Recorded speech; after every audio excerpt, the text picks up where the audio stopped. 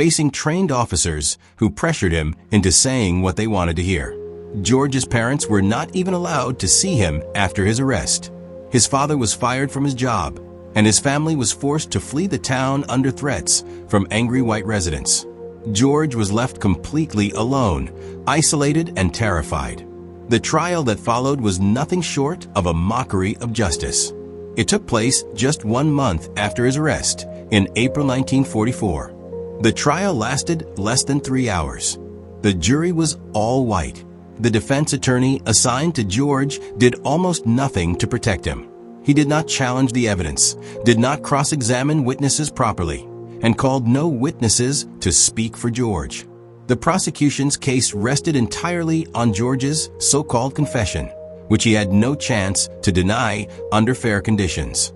There was no physical evidence, no forensic examination that tied him to the crime.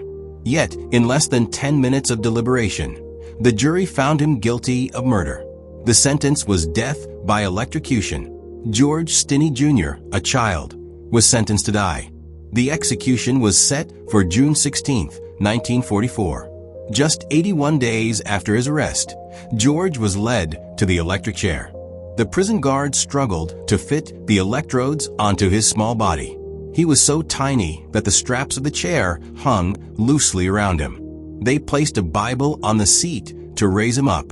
His mask was too big for his face and slipped off during the execution, exposing his terrified eyes to the witnesses as the electricity surged through his body. He was killed in front of the world at just 14 years old. News of George's execution spread far and wide. Many were horrified that a child had been put to death. But in the deeply segregated South, the execution was seen by many white citizens as justice served. For the black community, it was a reminder of the deep cruelty of the system and how vulnerable they were. For decades, George's case was largely forgotten outside of his family and the African American community. But it never stopped haunting those who knew what had happened. His siblings carried the pain of his loss and the memory of his innocence.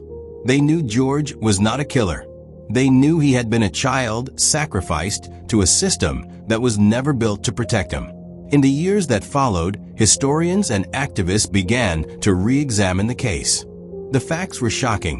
No physical evidence, a forced confession, a sham trial, and a child executed in the most brutal way possible.